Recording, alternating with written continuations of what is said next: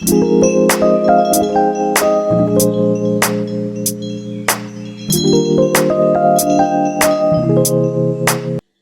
നമസ്കാരം. എല്ലാവരെയും എൻ്റെ പുതിയ വീഡിയോയിലേക്ക് സ്വാഗതം ചെയ്യുന്നു. അപ്പോൾ ഞാൻ ഇന്ന് വന്നിരിക്കുന്നത് പല സ്ഥലങ്ങളിലും ഉപയോഗിച്ചുകൊണ്ടിരുന്ന ഒരു പഴയ കാലത്തുള്ള ഒരു കറിയെ പരിചയപ്പെടുത്താൻ വേണ്ടിയിട്ടാണ്. അപ്പോൾ ഞാനിന്ന് ഈ കറി ഓർക്കാൻ കാരണം എന്ന് പറഞ്ഞു കഴിഞ്ഞാൽ എൻ്റെ പപ്പായ്ക്ക് ഇത് ഭയങ്കര ഇഷ്ടമായിരുന്നു ഈ കറി. അപ്പം പണ്ടുള്ളവരൊക്കെയാണ് ഈ കറി ഉപയോഗിച്ചുകൊണ്ടിരുന്നത്. ഇപ്പോൾ ഉള്ളവർക്കൊക്കെ എനിക്ക് അറിഞ്ഞുകൂടാ, ഇത് ഈ ഒരു കറി അറിയാമോ എന്ന് എനിക്ക് അറിയത്തില്ല. അപ്പം ഞാൻ ഈ കറി ഉപയോഗിച്ച് ചോറുണ്ണുന്നത് എൻ്റെ ഓർമ്മയിലേക്ക് വന്നു. അത് നിങ്ങളിലേക്ക് കൂടി ഈ കറി ഒന്ന് പരിചയപ്പെടുത്താമെന്ന് ഞാൻ ആഗ്രഹിക്കുന്നു.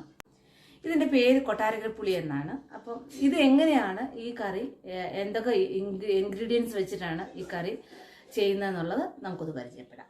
ഈ കറി എങ്ങനെയാണ് ഉണ്ടാക്കുന്നത് നോക്കാം. ആദ്യം നമുക്ക് വേണ്ടത് ഇത്രയും പുളിയാണ് വേണ്ടത്. ഇതിൻ്റെ പുളി ഒരു വലിയ നെല്ലിക്ക വലുപ്പത്തിലുള്ള പുളിയാണ് ഇതിന് ഇത്രയും പുളി വേണം. പിന്നെ ഉപ്പ് വേണം. പിന്നെ അരക്കപ്പ് വെള്ളം വേണം. അരക്കപ്പ്, ഇതൊരു കപ്പാണ്. ചായയൊക്കെ നമ്മൾ ആറ്റുന്ന ടൈപ്പ് കപ്പാണ്. അപ്പോൾ അതിലൊരു അരക്കപ്പ് വെള്ളം ഞാൻ എടുത്തിട്ടുണ്ട്. പിന്നെ കടുക് വറക്കാൻ വേണ്ടിയിട്ട് മുളക്, കടുക്, ഉള്ളി, കറിവേപ്പില, ഇത്രയും സാധനങ്ങളുണ്ട്. അപ്പോൾ നമുക്ക് ആദ്യം ചെയ്യേണ്ടതെന്ന് പറഞ്ഞു കഴിഞ്ഞാൽ ഒരു പാത്രം എടുക്കാം. ഈ പാത്രം എടുത്തിട്ട് നമുക്ക് ഇതിനകത്തേക്ക് ഈ പുളി ഇട്ടിട്ട് ഈ വെള്ളം കൂടി നമുക്ക് ഇതിനകത്തേക്ക് ആഡ് ചെയ്യാം. അപ്പോൾ നമുക്ക് ഈ പുളിയെ നന്നായിട്ടൊന്ന് പിഴിഞ്ഞെടുക്കണം.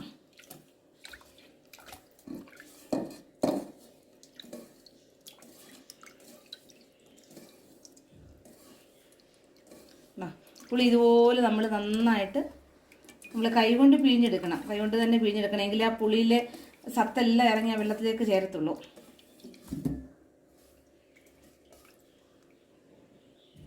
അന്നേരം നമ്മൾ ഇപ്പോൾ പുളി നന്നായിട്ട് നമ്മൾ പിഴിഞ്ഞെടുത്തിരിക്കുന്നു.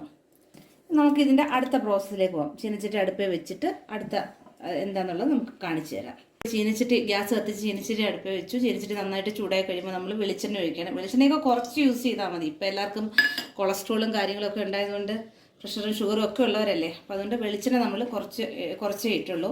എന്നിട്ട് അതിനകത്ത് ശേഷം അതിനൊക്കെ നമുക്ക് കടുക് പൊട്ടിക്കാം. ആദ്യം കടുക് ഇട്ട് കൊടുത്തു. കടുക് പൊട്ടട്ടെ. കടുക് നന്നായിട്ട് പൊട്ടിക്കഴിയുമ്പോൾ അരിഞ്ഞു വെച്ചേക്കുന്ന ഉള്ളി,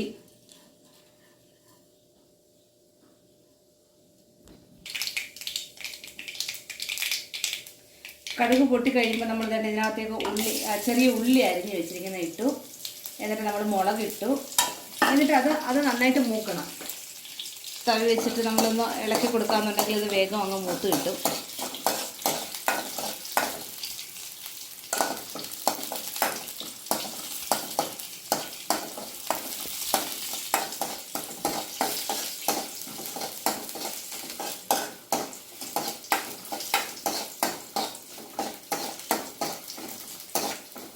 അതായത് ഉള്ളിയൊക്കെ നല്ല മൂത്ത് തുടങ്ങിയിട്ടുണ്ട്. ഇനി നമുക്കിതിനകത്തേക്ക് ആവശ്യത്തിന് കറിവേപ്പിലയും കൂടി ഇതിനകത്തേക്ക് ഞാനിപ്പോൾ ചേർക്കുകയാണ്. അപ്പോൾ ഉള്ളി ചേർത്ത് മൂത്തു. ഇതിലേക്ക് തന്നെ ഞാൻ കറിവേപ്പില കഴുകി ഫ്രഷ് ആക്കിയ കറിവേപ്പിലയും കൂടി ഞാൻ ഇതിനകത്തേക്ക് ആഡ് ചെയ്തു. എന്നിട്ട് നമ്മൾ ഇതിനകത്തേക്ക് നമ്മൾ പിഴിഞ്ഞ് വെച്ചിരിക്കുന്ന ആ പുളിവെള്ളം നമുക്ക് ചേർക്കാം. ഒന്ന് കലക്കി കൊടുക്കണം. അതായത് ഇപ്പോൾ അടിക്കായി കാണണം. അപ്പോൾ നമ്മളിതിങ്ങനെ തവി വെച്ചിട്ടൊന്ന് കലക്കിയിട്ട് വേണം ഈ പുളിവെള്ളം. അപ്പോൾ എടുക്കുമ്പോൾ പുളി അതിനകത്തേക്ക് വീഴാതിരിക്കാൻ പ്രത്യേകം ശ്രദ്ധിക്കുക. വെള്ളം മാത്രമേ ചിലവ്, അടിയിലത്തെ സത്ത് പോകാതിരിക്കാൻ പ്രത്യേകം ശ്രദ്ധിക്കുക.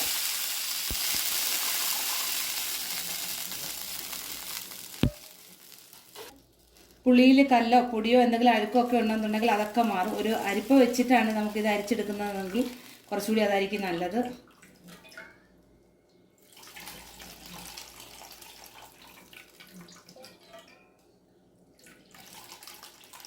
ഞാനിതൊരു അരിപ്പ വെച്ചിട്ടാണ് ഇപ്പോൾ ഈ പുളി പിഴിഞ്ഞൊഴിക്കുന്നത്.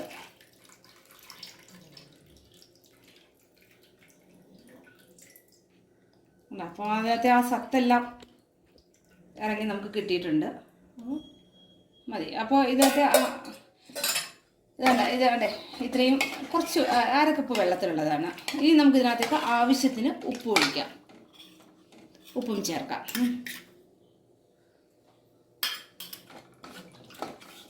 ഉപ്പുണ്ടോയെന്നൊന്ന് നമ്മൾ കയ്യിലേക്ക് ഒഴിച്ചിട്ട് ഇങ്ങനെ ഒന്ന് നാട്ടിൽ തൊട്ട് നോക്കുക.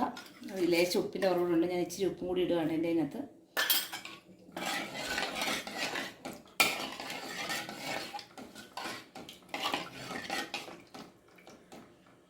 നോക്കട്ടെ, ഉപ്പ് നോക്കട്ടെ ഞാൻ. കറക്റ്റായിട്ടുണ്ട്. ഇനി ഇത് തിളയ്ക്കണം, നന്നായിട്ട് വെട്ടി തിളയ്ക്കുന്നത് നമുക്ക് നോക്കാം. ഇതാണ് നമ്മുടെ കറി തന്നെ നന്നായിട്ട് വെട്ടി തിളച്ച്. അപ്പോൾ ഉപ്പും പുളിയും എല്ലാം കറക്റ്റാണ്. അപ്പോൾ നമുക്കിനി നന്നായിട്ട് തിളച്ച് കഴിയുമ്പോൾ നമുക്കിനി തീ ഓഫ് ചെയ്തിട്ട് നമുക്കിതൊരു ബൗളിലേക്ക് മാറ്റാം. അപ്പോൾ ഇതാ എൻ്റെ കറി റെഡി ആയിട്ടുണ്ട്. ഞാനിത് ബൗളിലേക്ക് ഇതേ പകർത്തിയിട്ടുണ്ട്. നല്ല കറി, നിങ്ങൾ നല്ല കറി നോക്കുക. അതുകൊണ്ട് ഇതാണ് എൻ്റെ കറി. പെട്ടെന്ന് ഉണ്ടാക്കാൻ പറ്റുന്ന ഒരു കറിയാണ്. പ്രത്യേകിച്ച് നമ്മുടെ വീട്ടിൽ പച്ചക്കറി ഒന്നും കിടപ്പില്ല എന്നുണ്ടെങ്കിൽ, ചോറിന് പെട്ടെന്ന് ഒരു കറി ആക്കണമെന്നുണ്ടെങ്കിൽ നമുക്ക് ഇങ്ങനെ ഒരു കറി വെക്കാവുന്നതാണ്. കൂടാതെ പഴങ്കഞ്ഞിക്കും ഇത് സൂപ്പർ കറിയാണ്. പഴങ്കഞ്ഞിക്കും മീൻകറിയുടെ ഒക്കെ കൂടെ ഇത് കഴിക്കാനായിട്ട് നല്ല ടേസ്റ്റാണ്. അപ്പം എല്ലാവരും ഈ കറി ഒന്ന് ട്രൈ ചെയ്ത് നോക്കുക. എന്നിട്ട് എങ്ങനെയാണെന്നുള്ളത് എൻ്റെ കമൻറ്റ് ബോക്സിൽ അറിയിക്കുക. ഒപ്പം എൻ്റെ പുതിയ ചാനലായ രഞ്ജിനീസ് വ്ലോഗ് നിങ്ങൾ ലൈക്ക് ചെയ്യുകയും ഷെയർ ചെയ്യുകയും സബ്സ്ക്രൈബ് ചെയ്യുകയും ചെയ്യുക. എല്ലാവരുടെയും സപ്പോർട്ട് എനിക്കുണ്ടാവണം. അടുത്ത ഒരു വീഡിയോയിൽ നമ്മൾ വീണ്ടും കാണുന്നത് വരേക്കും ടാറ്റാ.